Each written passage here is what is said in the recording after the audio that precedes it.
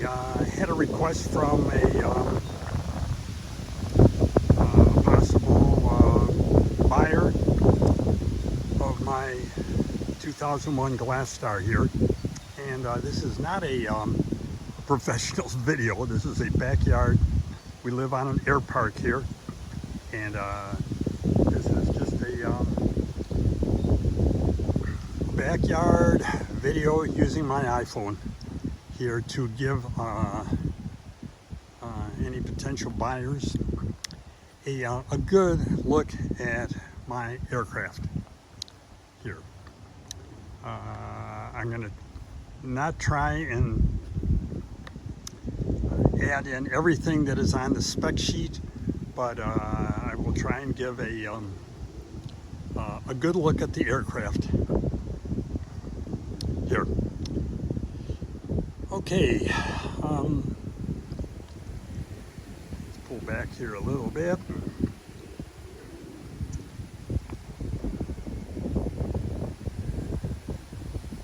Maybe things worth noting here: the propeller is an MT propeller, MT prop.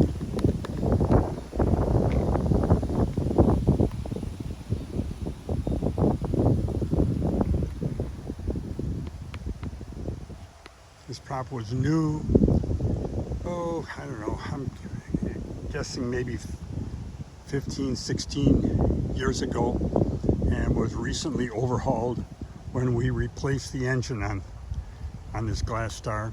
The engine was replaced because of a Lycoming airworthiness directive on the crank, and it seemed like the most logical thing to do at the time, and as painful as it was. So this is the engine itself was new, I think, in 2016.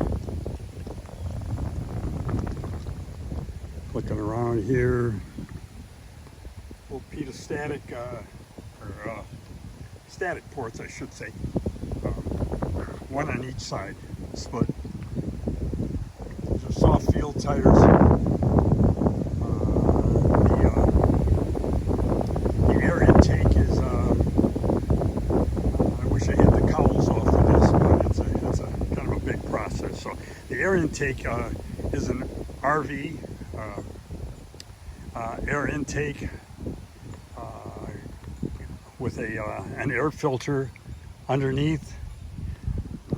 The engine,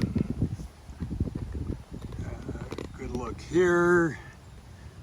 These are reverse NACA scoops. That was the final solution to earlier cooling problems that we had with the aircraft. Okay, these work superbly, and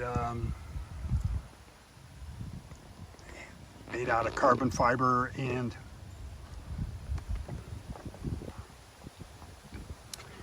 we never painted them because they look pretty tough just the way they were.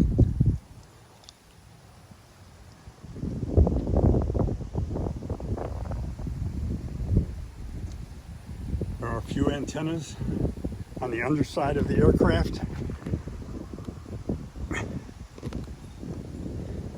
One is a transponder antenna, and one a little bit farther back there is an ADS-B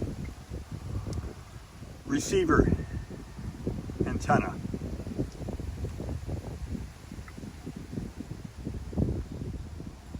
There's also a blade antenna, which is the second transponder.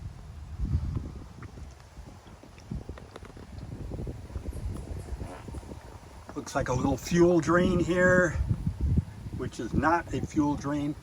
It is a water drain in case there is ever any, it's a bottom drain to eliminate any water out of the pitot. It's the low point on the pitot-static system.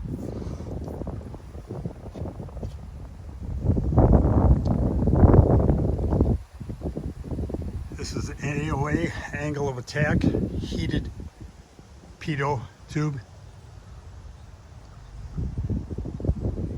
And will take this opportunity here to go into the aircraft as long as I'm near the door here. Looking back here, various assorted pockets for whatever you want. Leather interior.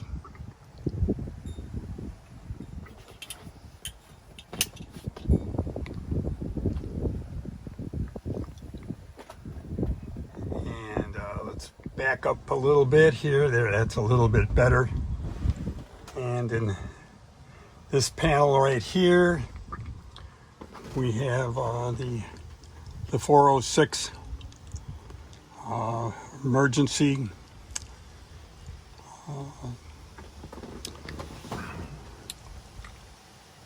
beacon and pitch trim, a low fuel marker for just the fuel sump, which I'll show you shortly.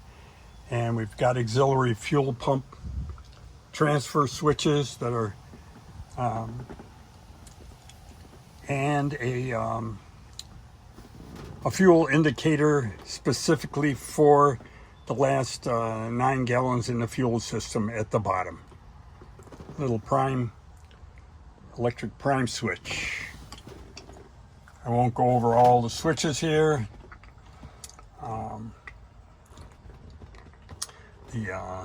The HDX Dynon system.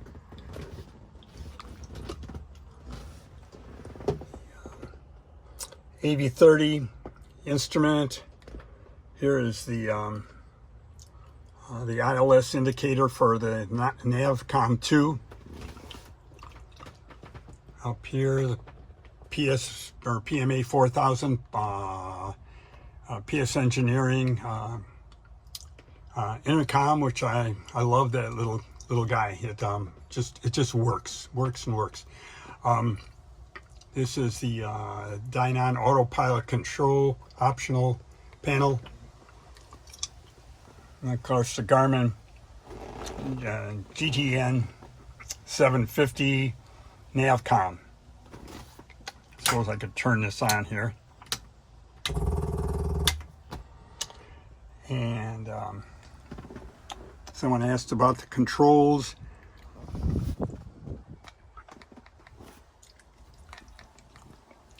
And carb heat, mixture of course, prop control, throttle. Below that, the oil cooler valve control, cabin heat, and then a fuel selector. The fuel selector selects which main tank is feeding the 9-gallon sump. Okay, and then of course down below there is the fuel indicators for each, the left and the right main tank.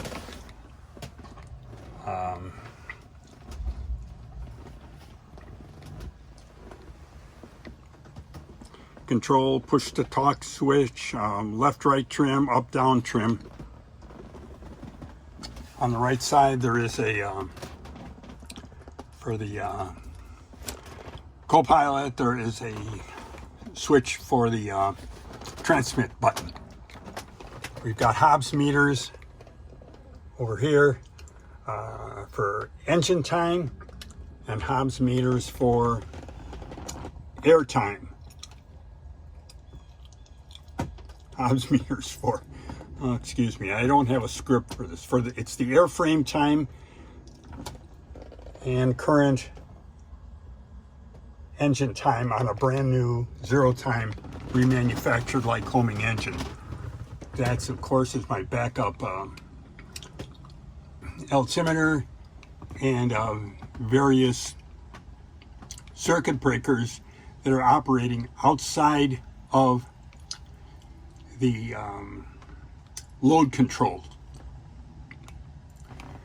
Alrighty, we do have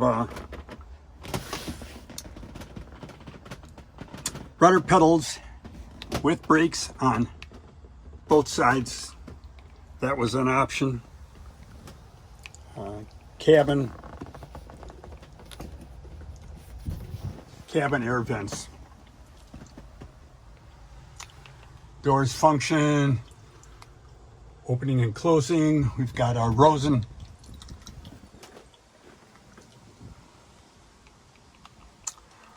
sun shields. Looking around to the back here, mounting position for the carbon monoxide detector, which is on my workbench right now. We were servicing the batteries.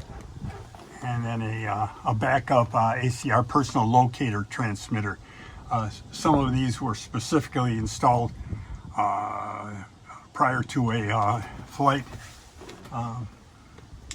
to Alaska a number of years ago. Okay, I'm moving the seat forward here. We've got some pockets for assorted stuff. In this.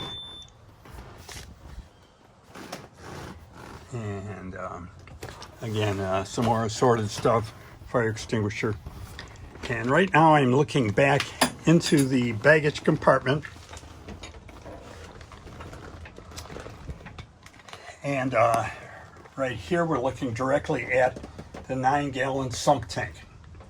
The sump, all the fuel that is being burned by the aircraft goes through this sump tank. It is fed by the main wing tanks, left and right. Looking down on the floor, just a carpeted floor, and the location of the emergency 406 transmitter. And then we're looking way back. Zoom in here a little bit. And this is the baggage compartment, or I say this is the opening at the bulkhead from the baggage compartment, and we see the dual adhars, attitude, pedostatic, and all the plumbing there. We've got down there is the pitch, autopilot pitch servo, and then we have double Odyssey 680 batteries. And I'm going to move out here a little bit. Yep, cabin speaker, plugs for the headsets. The plane does come with both Bose headsets. And then kind of backing off here. Drains, fuel drains and for the main tanks. Little attach points here, little attach points down here. Those are for if the wings were to be folded.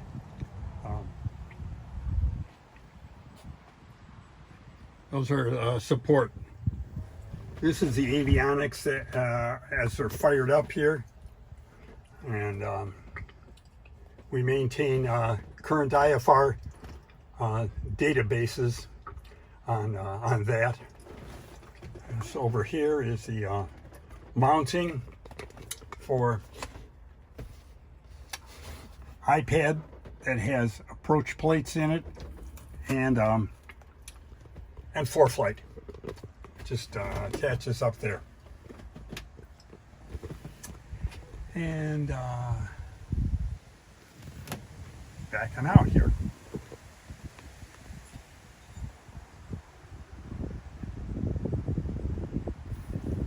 We've got optional airflow guides.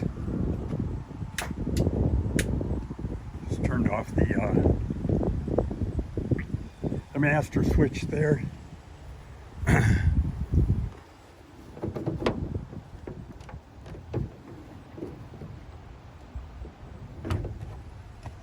anti-servo tab, which lightens the aileron, lightens up the handling for the ailerons. On the other aileron, on the other side, there is a roll trim tab. So there's a tab on each side. Paint scheme on this aircraft was done, I think it was 2016, by Flying Colors in Benton Harbor, Michigan.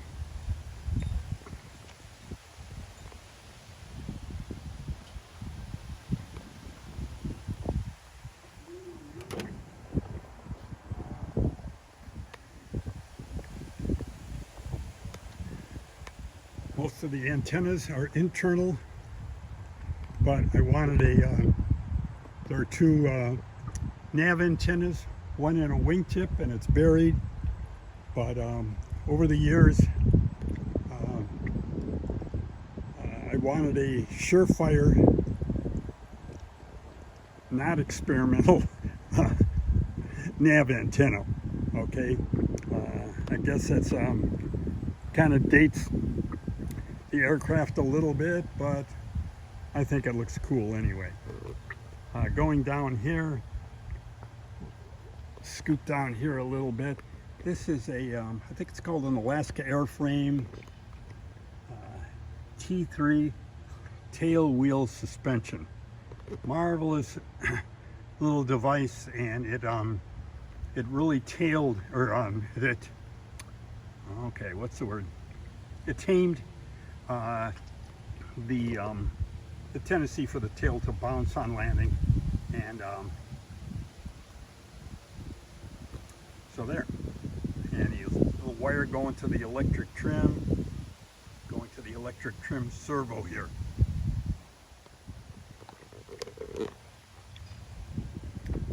The got a little fixed trim tab down here that corrects any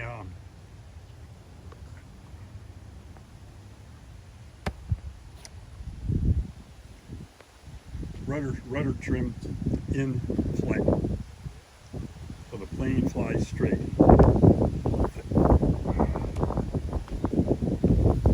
Top of the wings, oh yeah, there are skylights. You see up there. These are the removable doors that allow the wings to be folded. I have not folded the wings in probably 24 years. They were folded a lot during construction of the aircraft.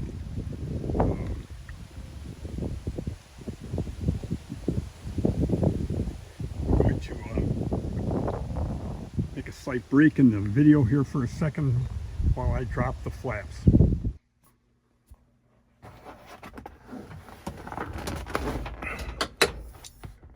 Half flaps, full flaps. This gives you a good view of a modification on the aircraft. This plate on the bottom of the flaps fills in the space between the fuselage and the end of the flaps, okay, and that a little addition on each side lowers the stall speed, as best I can tell, by about 2 knots.